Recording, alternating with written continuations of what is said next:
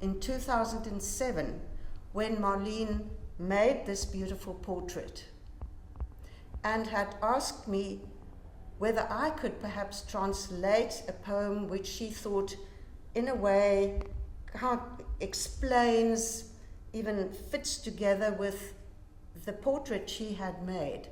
That I said, but Marlene, Elisabeth Eybers is still alive. It was in July 2007. Elizabeth Eybers was 92 years old. And I had thought, I'll phone her. Eybers and I were very good friends. I will phone her and ask whether she couldn't do the translation herself. And I phoned her after supper, and Eybers said, I'll do it straight away this evening. And before midnight, she sent me the final version of her translation. And as it happened to be, this was the very, very last poem which Elisabeth Eybers wrote. In September, she fell ill, and she died on the 1st of December 2007. And it was at this stage that Marlene had her first big retrospective exhibition, both in Johannesburg and in Cape Town. I will read both these poems. The Afrikaans one has the title Geluk. Jare gelede, dit maak nie saak wanneer, by my eerste ontmoeting, dit maak nie saak met wie, het ons mekaar op 'n tydstip los van tyd stip aangekyk, gekyk. Soms flits dit weer in my bewussyn terug, verblindend skerp, 'n pyl van louter lig, bewys en waarborg van ek weet nie wat.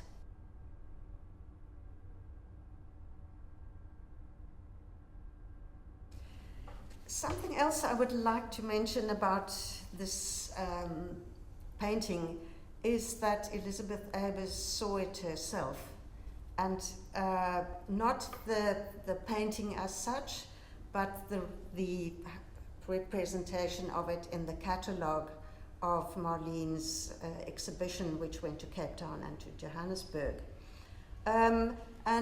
We've come across the email correspondence between us, in which I wrote on the 5th of November 2007, which was less than a month before Elisabeth Eybers died. And I said, ek het vorige week Dinsdag vir Eybers die katalogus gevat. Haar eerste reaksie was, maar dis 'n lelike skildery van my. Toe wys ek haar hoe haar selfportrette lyk, en ook, of portrette van haar, en ook ander skilderye wat in die Letterkundige Museum in Den Haag is, en ons praat oor likeness en so. Toe dink sy, dis eintlik baie mooi. Sy is baie tevrede, Marlene, dat jy vir haar so 'n mooi reguit neus gegee het, en ook van die kleinerige ore hou sy baie.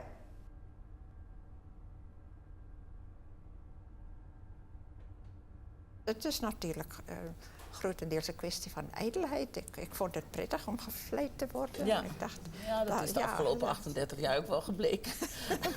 Nooit gezien ergens. Maar ben je ijdel dan? Of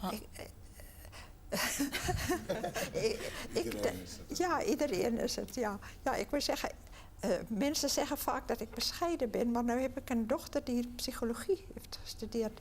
En zij heeft aan mij uitgelegd dat mijn zogenaamde bescheidenheid is niets anders dan verdraaide ijdelheid.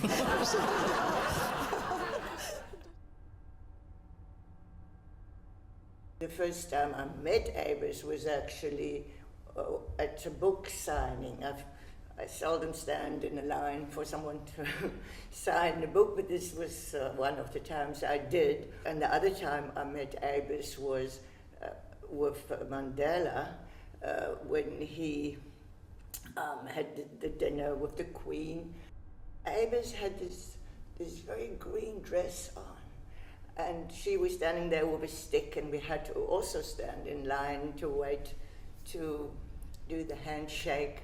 When I actually decided to make the portrait of Eybers, that green in the background comes from the memory of that dress that she had on that evening, and that was also the last time I saw her alive.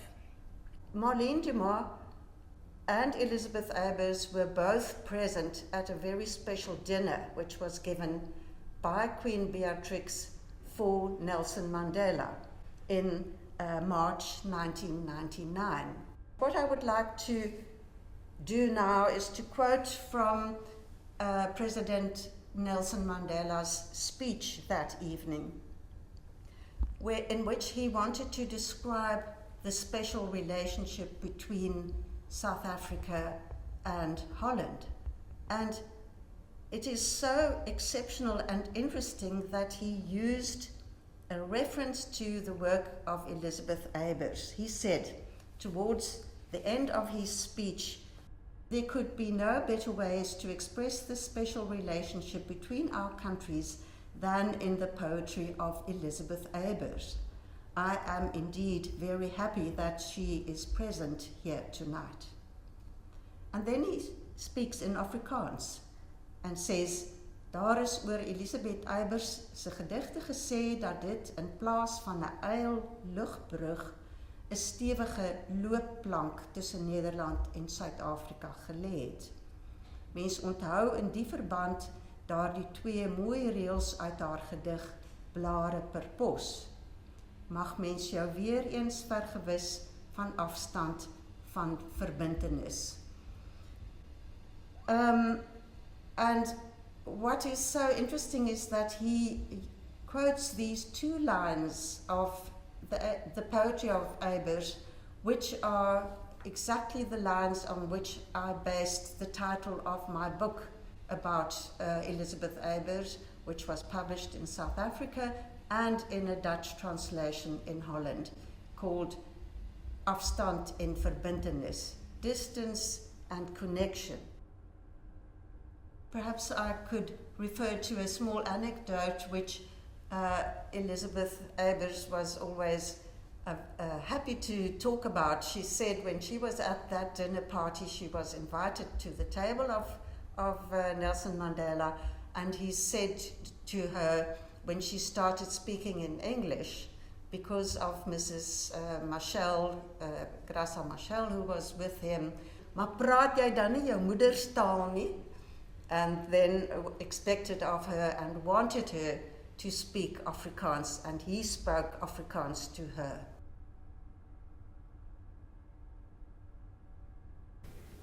Wat ben jy stil vandag? Geboe oor sy lego, eis hy meer geselligheid. Ek sing 'n liedjie uit my kindertyd. Ben jy, vra hy beleef, ook lid van het koor? Hy sê opeens, het duurt nog heel lang voor jy doodgaat, nog meer dan 100 dagen. Geluid oorskry sy rekenkunde, skraag en vertroos ons, maak ons bly en amper bang. When I read that she actually admired Emily Dickinson, I thought, well, Emily Dickinson is something, and if she, can like Dickinson, then, maybe I should take a closer look at her work.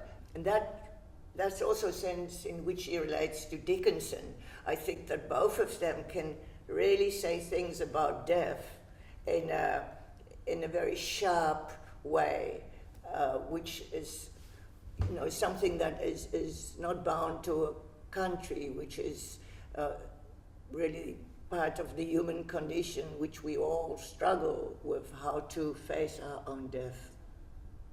When you are interested in alienation or how do you approach dying, for me it was not so much the relationship about living in two different places, but Eybers is quite, she's not sentimental and sweet. Painting a portrait of her has not only got to do with the admiration for the poetry, but also with the fact at that stage my mother was also very much aware of death, and so I did not paint my mother, but I painted Eybers. I wouldn't say so much as a stand-in, but I always admired. There's a portrait by the American photographer Avedon of his father, where a few days or months before he died, and then you see the expression in the eyes. So for me, it was a mixture of Eybers, which, yeah, it was the gaze, but also this way, yeah, where the awareness of one's own death, that is often, she relates to that in other poems too.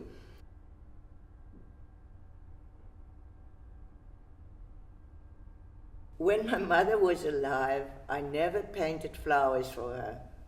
After her death, and I just want to say my mother loved flowers, and she said, you know, all these naked people, all these, you know, can't you ever paint me a painting of flowers? And yeah, somehow, yeah, I couldn't. And so after her death in 2007, I tried to paint the flowers on her grave. I wanted to paint a portrait of her without painting her. I was trying to paint something that had no end. The title comes from an Afrikaans poem by Elisabeth Eybers, in which the word einde suggests both the end and the horizon one cannot reach. My mother knew that I, for the first time, would have a retrospective in South Africa, and called Intimate Relations. And I remember saying to my mother, you know, that I did it for her. But she had a good sense of humor too. That's why she could also, you know, relate to Eybers. My mother said, well, you know, for mij hoef je dit niet te doen, hoor. But unfortunately, on the day that the catalogue was finished, still had to go to the printer. I got the call that my mother had fell and that she was in a coma. So she died on the 12th of September. Steve Biko also died. And so she never saw my exhibition in South Africa.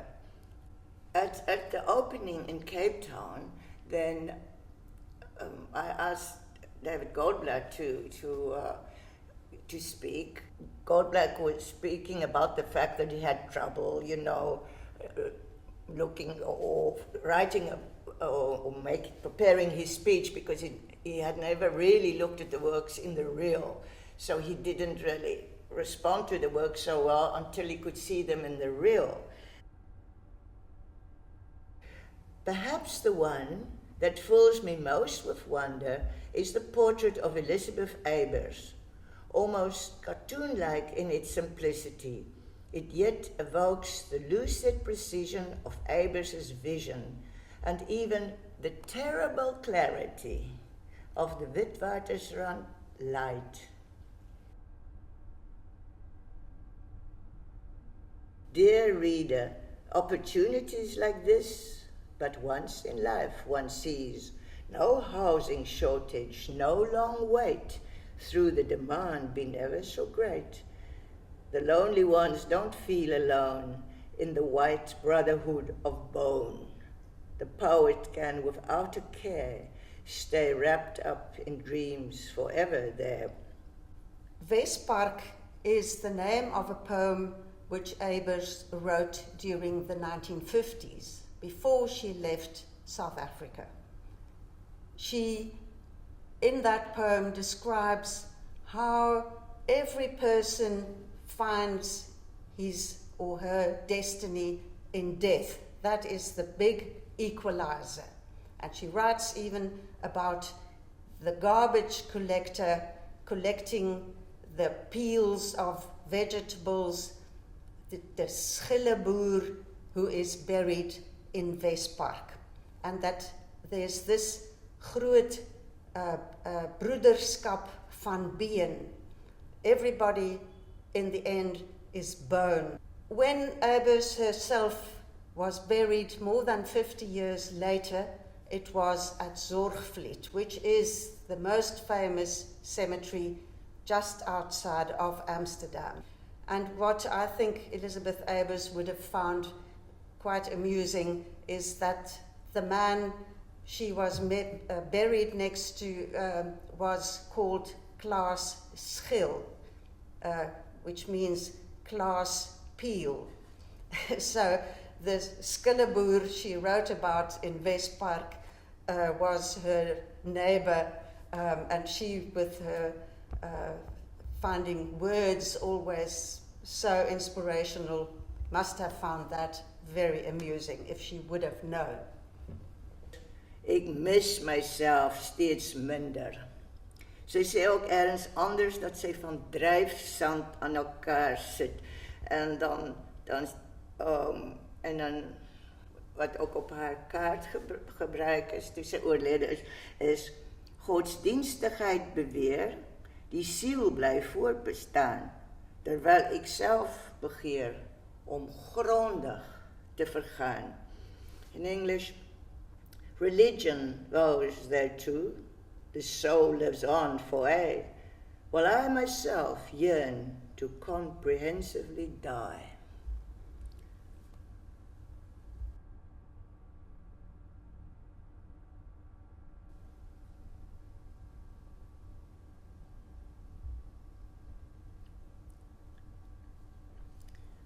I have spoken now about the poetry of Eybers, but not really that much about the painting itself.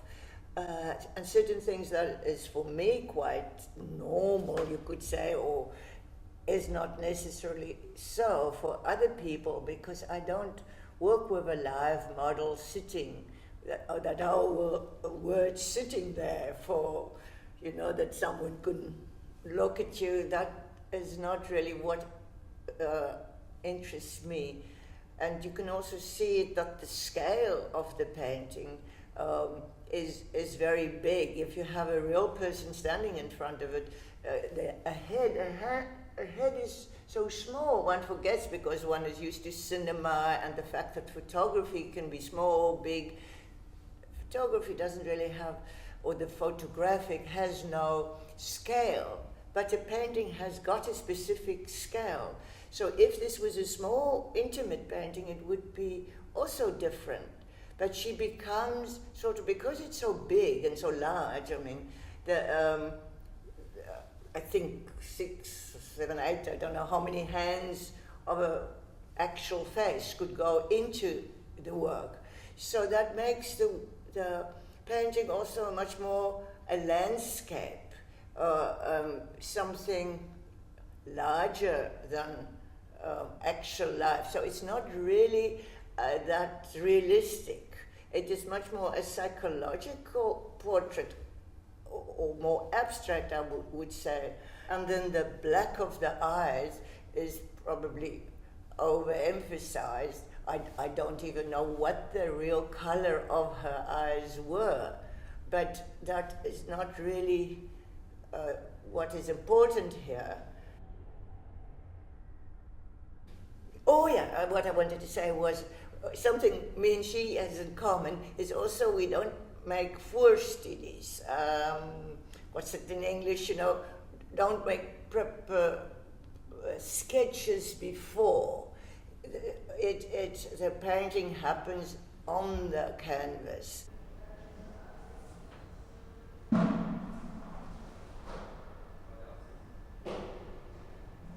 Het lied van die verliefde ou jong nooi. Misschien moet ik verduidelijken dat ou jong nooi betekent oude vrijster, hè? Oude vrijster. Oude vrijster, ja. En nooi is komt het uit Maleis? Ja, meisje, ja.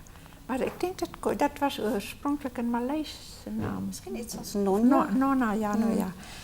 Nou goed, ik hoef niet sy eten te kook. Ik hoef niet sy bed op te maken. Ik hoef niet sy welles te stook. Ik met taak na langdradige taak my welwillendheid te betoon. Dag in, dag uit te betoon. Ik hoef niet sy kinders te baar. Ik hoef niet sy ego te streel. Sy goedkeuring te bewaar. Om sluipenderwijs te verveel. Deur tussen 4 mure te woon. Saam tussen 4 mure te woon. Geen woord uit sy lippe verstom. Geen peinsende blik word gedoof. Elke beweging van hom speel oor en oor in my hoof. Niemand misgun my loon. My onvergelijkelijke loon. Elisabeth, ik ben buitengewoon blij dat je hier bent. Ik ben heel blij en vereerd. En opgelucht dat het voorbij is. Dat ook.